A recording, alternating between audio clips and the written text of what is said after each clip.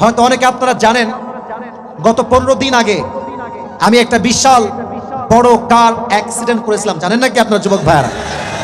এই যে আমার বিশাল বড় একটা অ্যাক্সিডেন্ট, আমি ছোট্ট কিছু কথা বলছি, মনোযোগ দিয়ে শুনবেন। আমার যে গাড়িটা অ্যাক্সিডেন্ট হয়েছিল ওইটা কেনা আমার মাত্র 10 থেকে 12 দিন হয়েছে। শোরুম থেকে নিয়ে আসছি, নিয়ে সোজা খাদে, একদম পানির নিচে ডুবে গিয়েছে। পুরো পানি গল গল করে উঠতে শুরু করেছে। আর গাড়ি যখন অ্যাক্সিডেন্ট হয়, আমার হাত দেখেন, look at my right hand, ডান হাত দেখেন।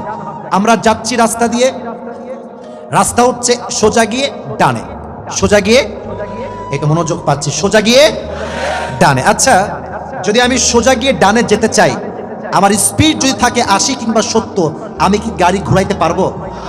পারবো না। যারা আপনারা রাইডার আছেন অথবা কারের ড্রাইভার আছেন, ভালো বুঝবেন, গাড়ি যখন আপনি টার্ন নেবেন ডানে কিংবা বামে, সম্পূর্ণরূপে আপনার গাড়ির স্পিড থাকবে স্লো।